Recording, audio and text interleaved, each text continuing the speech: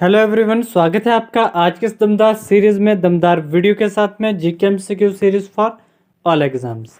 तो इस सीरीज में हम डिस्कस करेंगे, आज पार्ट 1 होगा जिसमें HP GK, Hindi grammar, science GK और जियोग्राफी के एमसीक्यू क्वेश्चन 10-10 क्वेश्चन डिस्कस होंगे और हर क्वेश्चन के साथ में आपको एक्सप्लेनेशन मिलेगी। आपको पता होगा हिमाचल प्रदेश कॉम्पिटिटिव एग्जाम्स में हिंदी के क्वेश्चन भी रहते हैं, साइंस जीके से भी क्वेश्चन आते हैं, जियोग्राफी के भी क्वेश्चन जीके में आते हैं, साथ में एचपी जीके के क्वेश्चंस भी होते हैं। तो इस वीडियो में ये पूरा स्ट्रक्चर आपको देखने को मिलेगा, तो आपको ध्यान से वीडियो एंड तक देखनी है। चलिए स्टार्ट करते हैं वीडियो को क्वेश्चन नंबर 1 के साथ में। तो सबसे पहले एचपी जीके का पहला क्वेश्चन, हिमालय की तलहटी के पहले निवासी थे। तो इसका करेक्ट आंसर है ऑप्शन है कोल। तो हिमाचल में बसने वाली पहली जाति मानी जाती है कोल, और कोल को जाना जाता है मुंडास के नाम से भी, और इन्हीं कोल को कई बार दस्युवी कहा जाता है। ठीक है, दस्युवी लिखा आ जा सकता है। नेक्स्ट इसके बाद इसमें बात करें, दूसरी जाति जिसने हिमाचल में निवास किया वो किरात के नाम से जानी जाती है, तभी यहाँ पे लिखा है भोट्स और किरात। फिर उसके बाद तीसरी जाति जो हिमाचल में आती है वो आर्यों की रहती है। ये बहुत शक्तिशाली लोग होते हैं जो सेंट्रल एशिया यानी मध्य एशिया से आते हैं। नेक्स्ट क्वेश्चन है क्वेश्चन नंबर 2, चंबा रियासत की स्थापना 550 ईस्वी में मेरुवर्मन ने की थी और इसकी राजधानी क्या थी? आंसर है ऑप्शन डी ब्रह्मपुरा। बिल्कुल से सिंपल बात है, मेरुवर्मन ने क्या की, चंबा की स्थापना की, यानी फाउंडर है मेरुवर्मन चंबा स्टेट के, और इसकी कैपिटल थी ब्रह्मपुरा। जो ब्रह्मपुरा था उस टाइम पे बुद्धल रिवर वैली में स्थित था, और जो बुद्धल रिवर है रावी की सहायक नदी है। नेक्स्ट यहाँ पे ब्रह्मपुरा बाद में भरमौर के नाम से जाना जाने लग जाता है। तो भरमौर से आपको एक फैक्ट पता होना चाहिए, भरमौर को 84 मंदिरों का समूह भी कहते हैं। ये इंपॉर्टेंट क्वेश्चन यहाँ से बनता है। नेक्स्ट क्वेश्चन है क्वेश्चन नंबर 3, महमूद गजनवी ने 1009 ईस्वी में भारत पर अपने 7वें आक्रमण में नगरकोट पर आक्रमण किया। इस समय कांगड़ा में कटोच वंश का शासक कौन था?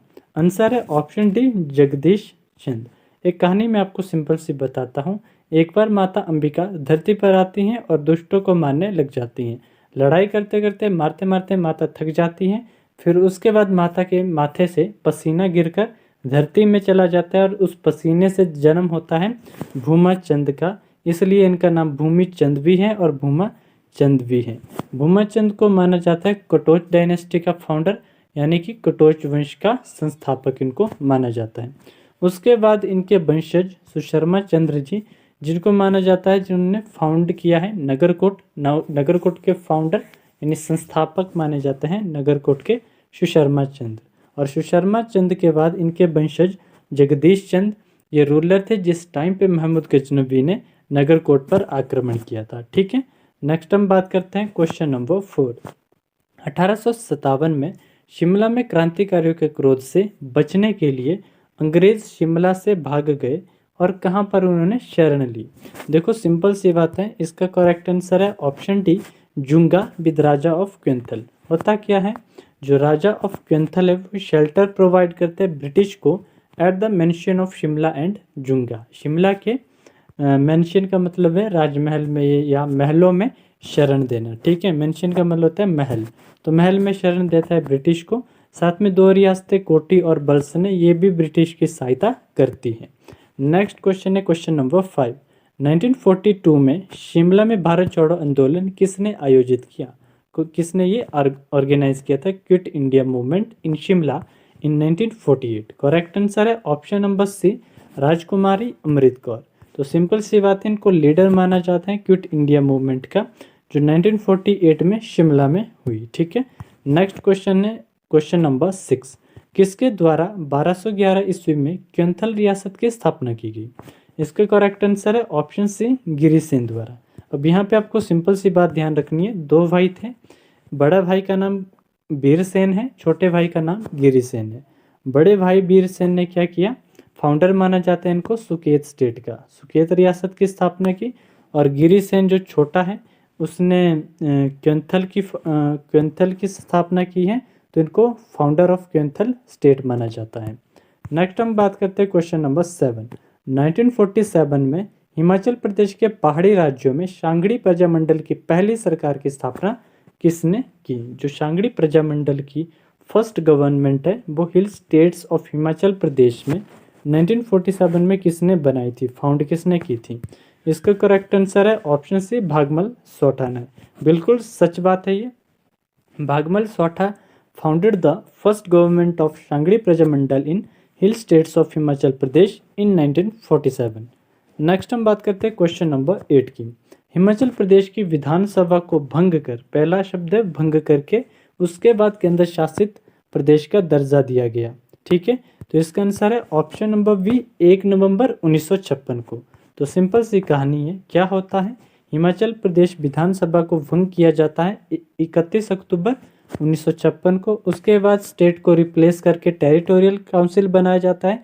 जैसे ये टेरिटोरियल काउंसिल बनती है उसके बाद हिमाचल प्रदेश को दर्जा दिया जाता है यूनियन टेरिटरी यानी केंद्र शासित प्रदेश का ऑन 1 नवंबर 1956 को। नेक्स्ट क्वेश्चन है क्वेश्चन नंबर 9। भारत के गवर्नर जनरल लॉर्ड मेयो किस वर्ष चंबा आए थे? सिंपल सा आंसर है ऑप्शन सी करेक्ट आंसर है 13 नवंबर 1871 को, 1871 को। ये बिल्कुल सच बात है, लॉर्ड मेयो आए थे चंबा 13 नवंबर 1871 को। सीधा बनता है कि चंबा का विजिट इन्होंने कब किया, तो सिंपल है 13 नवंबर 1871। ना क्वेश्चन नंबर 10। 1819 ईस्वी में पहली बार शिमला की खोज करने वाला अंग्रेज कौन था? ठीक है, who discovered Shimla for the first time in 1819? Correct answer है ऑप्शन ए, लेफ्टिनेंट रोज ने किया था। सिंपल सी बात है, पहली बार इन्होंने शिमला की खोज की 1819 में। और इन्हीं के बाद में बाकी ये भी ध्यान रखना है आपने, लेफ्टिनेंट रोज ने एक वुडन कॉटेज भी बनाया था शिमला में। ठीक है, और साथ में एक इनके बाद ही एक इंसान आता है जो इनके वंशज कह सकते हो आप। ठीक है, चार्ल्स प्राट कैनेडी, इन्होंने शिमला में पहला पक्का घर बनाया था 1822 में। सीधा क्वेश्चन पूछते हैं, किसने पहला पक्का घर बनाया था? मेजर कैनेडी ने बनाया था। कब बनाया था? 1822 में बनाया था। ये थे HPGK के 10 क्वेश्चन। चलिए अब स्टार्ट करते हैं हिंदी सेक्शन के 10 क्वेश्चन। क्वेश्चन नंबर 1, हिंदी किस भाषा परिवार की भाषा है? करेक्ट आंसर है ऑप्शन नंबर ए, भारोपीय। जो भारोपीय है इसका मतलब है भारत और यूरोपीय भाषा परिवार यानी कि भारोपीय परिवार की भाषा।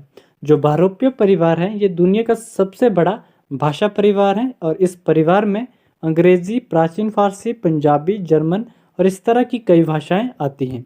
नेक्स्ट क्वेश्चन की बात करें, क्वेश्चन नंबर 2, भारत में सबसे अधिक बोली जाने वाली भाषा कौन सी है? करेक्ट आंसर है ऑप्शन ए, हिंदी। हिंदी भारत में सबसे ज़्यादा बोली जाती है और यहाँ पर डाटा हम देख सकते हैं 2011 की जनगणना का। इसमें कहा गया है 52.83 करोड़ लोग हिंदी बोलते हैं और यह भारत की आबादी का 43.63% है। और हिंदी के बाद जो है बंगाली और मराठी भाषाएं बोली जाती हैं, पर सबसे ज़्यादा जो है हिंदी बोली जाती है। नेक्स्ट क्वेश्चन है क्वेश्चन नंबर 3, हिंदी भाषा का जन्म कहाँ से हुआ? करेक्ट आंसर है ऑप्शन है, अपभ्रंश से। तो बिल्कुल सी सिंपल सी बात है, जो हिंदी भाषा का जन्म है वैसे संस्कृत से होता है। संस्कृत से कैसे होता है, इसकी एक विकास यात्रा रहती है जो इस प्रकार से है। सबसे पहले संस्कृत की मॉडिफिकेशन होके पाली भाषा बनती है। पाली के मॉडिफिकेशन प्राकृत में होता है। प्राकृत का मॉडिफिकेशन होके अपभ्रंश बनती है और इसी अपभ्रंश से हिंदी बनती है। तब जाके ये पूरा का पूरा हिंदी से हम संस्कृत से हम हिंदी तक पहुंच जाते हैं। ठीक है, नेक्स्ट हम बात करें क्वेश्चन नंबर 4, निम्न में से कौन सी बोली अथवा भाषा हिंदी के अंतर्गत नहीं आती है? करेक्ट आंसर है ऑप्शन डी, तेलुगु। बाकी की जो भाषा है ये हिंदी बोली यानी कि हिंदी की कई बोलियाँ जिनमें कुछ बोलियाँ हैं ब्रजभाषा, कन्नौजी, अवधी और बांगुरू जैसी बुंदेली भाषाएं, ये भी यहाँ पर आ जाती हैं, पर तेलुगु जो है हिंदी भाषा के अंतर्गत नहीं आती है। इसके ऊपर भी एक क्वेश्चन बन जाता है, जो बघेली भाषा है ये कहाँ की भाषा है?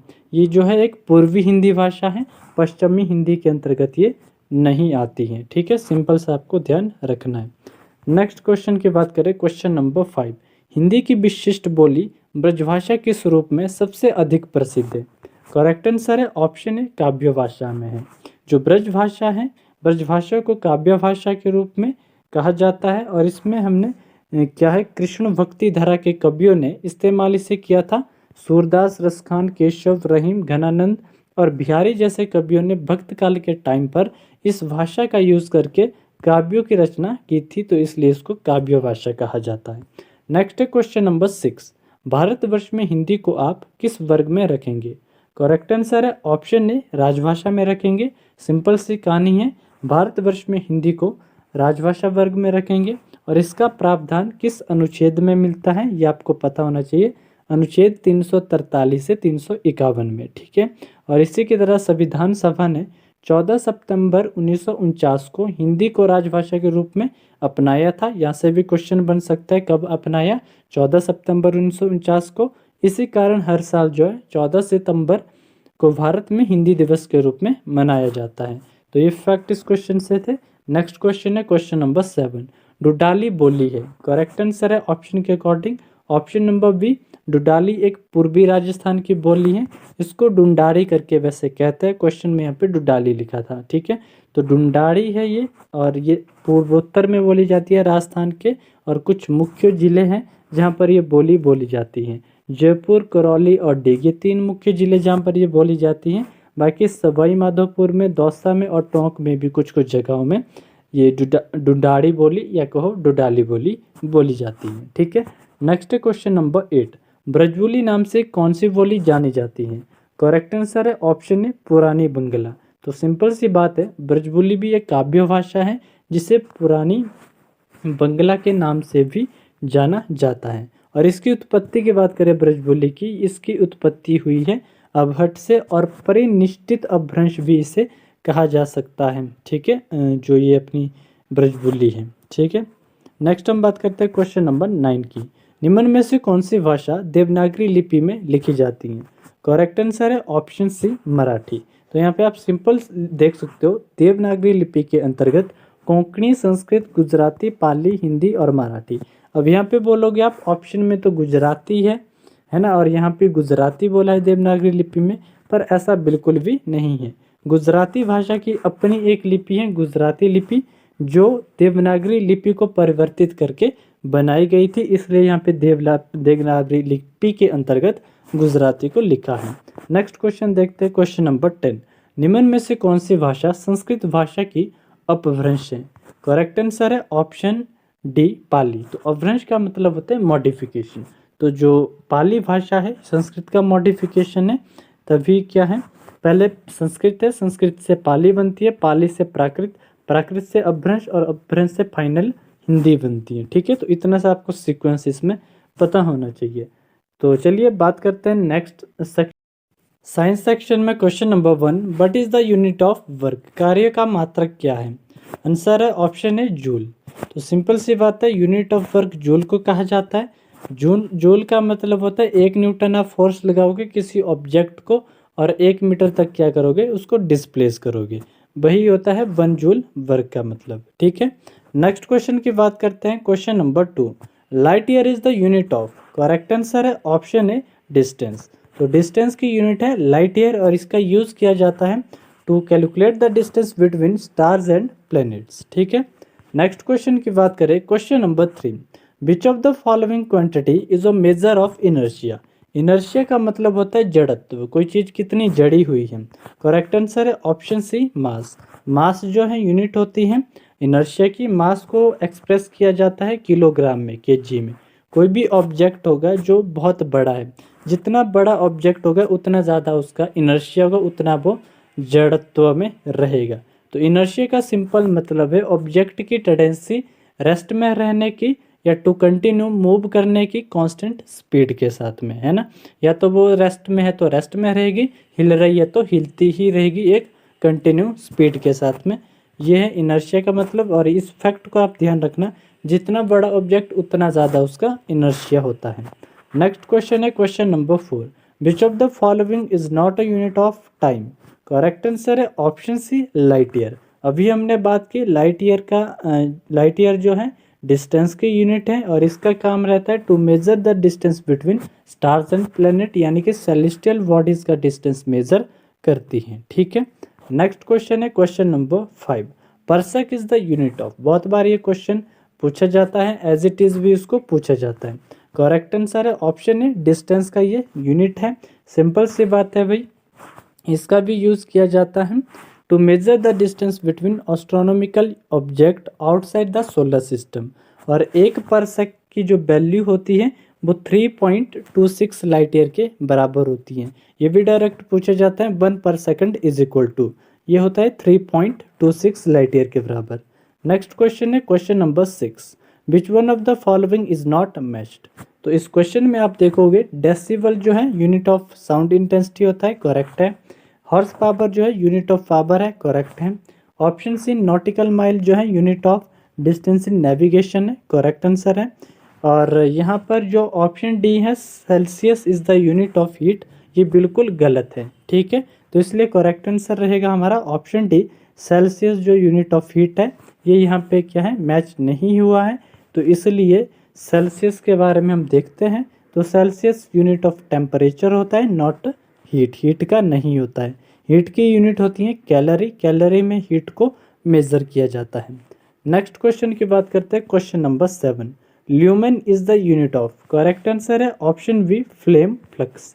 तो फ्लेम फ्लक्स को बोला जाता है लुमिनस फ्लक्स के नाम से भी इसको जाना जाता है। इसका सीधा मतलब होता है कोई लाइट सोर्स है उसमें से लाइट स्प्रेड कर रही है और वो पूरे में फैल रही है, ठीक है, ये इसका मतलब होता है। एक रेडियंट फ्लक्स होता है, इसका लेना देना होता है लाइट की पावर के साथ, कि उस लाइट की पावर कितनी है, कि वो कितनी ज़्यादा ब्राइटनेस दे सकती है। चलिए नेक्स्ट बात करते हैं हम क्वेश्चन नंबर 8 की, whose unit is curie, curie किसकी इकाई है, करेक्ट आंसर है option number C radioactivity. तो रेडियो एक्टिविटी की नॉन एसआई यूनिट मानी जाती है क्यूरी, और इसका नाम पड़ा था पेरी एंड मैरी क्यूरी, 2 इंसान जिन्होंने डिस्कवर किया था रेडियम 1898 में। इन्हीं 2 के नाम पे यूनिट का नाम रखा गया क्यूरी, ठीक है। और एक क्यूरी का मतलब क्या है, ऐसे ऐसे क्वेश्चन भी बन जाते हैं। तो एक क्यूरी का मतलब है 3.7 इंटू 10⁻10 डिसइंटीग्रेशन पर सेकेंड, तो ये एक क्यूरी का मतलब होता है।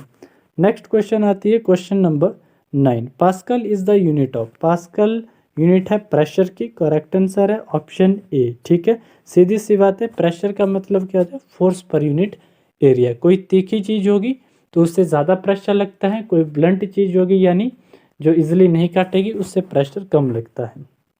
नेक्स्ट क्वेश्चन की बात देखते हैं, candela is the unit of, candela जो होती है लाइट इंटेंसिटी की यूनिट है, तो करेक्ट आंसर है ऑप्शन नंबर डी। तो सिंपल सी बात है, कैंडेला किसकी यूनिट है, लाइट इंटेंसिटी, जिसको ल्यूमिनस इंटेंसिटी के नाम से जाना जाता है। और ये लुमिनस ये मेज़र करता है कि लुमिनस पावर कितनी है per unit solid angle immediate by light सोर इन पर्टिकुलर डायरेक्शन। आप सीधा सा सीधा इसका मतलब रख सकते हो कि लाइट इंटेंसिटी का क्या मतलब है, कितनी ब्राइटनेस उस लाइट की होगी, ठीक है। नेक्स्ट क्वेश्चन है भाई, अब जियोग्राफी के 10 क्वेश्चन इसमें डिस्कस किए जाएंगे। तो क्वेश्चन नंबर 1 है, who is the father of geography. बिल्कुल सिंपल है, फादर माने जाते हैं जियोग्राफी के एराटोस्थीन्स। तो बिल्कुल से सीधी बात है, ये एक मैथमेटिशियन भी थे जिन्होंने टर्म दिया था जियोग्राफी। नेक्स्ट हम देख सकते हैं question number 2, which of the following scholar has credit for establishing geography as a separate discipline. तो सेपरेट डिसिप्लिन भी एराटोस्थीन ने बताया था जियोग्राफी को, और इन्होंने एक जियोग्राफी को बोला था कि ये अलग सब्जेक्ट है। जियोग्राफी में आप देखोगे सिंपल सा मतलब है, जियो का मतलब अर्थ होता है, ग्राफी का मतलब होता है डिस्क्रिप्शन। तो जियोग्राफी में हम स्टडी क्या करते हैं, अर्थ की डिस्क्रिप्शंस के बारे में, अर्थ के बारे में पढ़ते हैं। नेक्स्ट क्वेश्चन है, who first use the word geographica for geography. तो इसका भी आंसर है ऑप्शन डी, एराटोस्थीन ने जियोग्राफी का वर्ड फर्स्ट टाइम यूज़ किया था, ठीक है, सिंपल सी बात है। और इन्हीं ने जो है डिसिप्लिन क्रिएट किया था जियोग्राफी का, और साथ में फादर ऑफ जियोग्राफी भी इन्हीं को बोलते हैं। ये 3 क्वेश्चन रिलेटेड थे एराटोस्थीन से रिलेटेड। अब क्वेश्चन नंबर 4 देखते हैं, geography has been defined on the basis of literal meaning of geography. तो इसका करेक्ट आंसर है ऑप्शन नंबर ए। तो जो जियोग्राफी का लिटरल मीनिंग है उस बेस पे इसकी डेफिनेशन बोलती हैं कि जियोग्राफी क्या है। Geography is the science that studies the earth surface, जो अर्थ सरफेस को स्टडी करती है। नेक्स्ट भी question number 5, who said geography is the science which studies the earth as the centre. Correct answer है option C, Varenius ने ये बात कही थी, बाकी केंट हैं, बेरेनिस है, टॉलेमी है, इन्होंने जियोग्राफी की फील्ड में कंट्रीब्यूट किया और टेलर का कोई डाटा नहीं है। नेक्स्ट हम देखते हैं question number 6, who said geography is the study of the earth. ये सिंपल स्टेटमेंट दी थी केंट ने, और केंट बोलते हैं जो जियोग्राफी है इसमें हम अर्थ सरफेस के साथ साथ में अर्थ पे रहने वाले जो लिविंग ऑर्गेनिजम्स है, इनहेबिटेंट्स है, उनको भी स्टडी करते हैं। ठीक है, नेक्स्ट हम बात करते हैं क्वेश्चन नंबर 7 की, who is the originator of ideology of neo determinism among geographical ideologies. नवनियतिवादी की विचारधारा का प्रवर्तक कौन है? करेक्ट आंसर है ऑप्शन बी, ग्रिफिथ। टेलर को इसके लिए माना जाता है नियो डिटर्मिनिज्म। तो इस शब्द को आपने यहाँ पे फोकस करना है, नियो डिटर्मिनिज्म के लिए किसको माना जाता है? ग्रिफिन टेलर को माना जाता है। नेक्स्ट हम देखते हैं question number 8, who said the present is the key to the past. Correct answer है option number B, James Hutton ने ये बात कही थी, present is the key to the past. यहाँ पे आप इस जानकारी को सिंपल देख सकते हो, क्या बोला? Present is the key to the past, James Hutton, इन्होंने ये 70s में बोला था। ठीक है, नेक्स्ट हम बात करते हैं क्वेश्चन नंबर 9, जो लैंड फॉर्म होती हैं यानी कि स्थल रूप, उबड़ खाबड़ है, उसमें बैलीज बनी हुई है, इरोजन होके रखा है, ये होता कैसे? बोला जो लैंड फॉर्म होता है, this is the result of structure, process and state, who statement is this. ये कथन किसने कहा, ये स्टेटमेंट किसने दी? करेक्ट आंसर है ऑप्शन सी, WM डेविस ने चीज कही थी। WM डेविस मतलब विलियम मॉरिस डेविस, जिन्होंने स्टेटमेंट देते हुए कहा कि landscape is a function of structure, process and time. इस तरह से लैंडस्केप बनता है बोला। ठीक है, नेक्स्ट हम बात करते हैं क्वेश्चन नंबर 10, बहुत इंपॉर्टेंट क्वेश्चन है ये। If history present the scientific study of when, then geography is the scientific and logical study of where, which of the following scholars said this. किस स्कॉलर ने ये बात कही थी? करेक्ट आंसर है ऑप्शन डी, कार्ल स्वर ने ये बात कही थी। ठीक है, बिल्कुल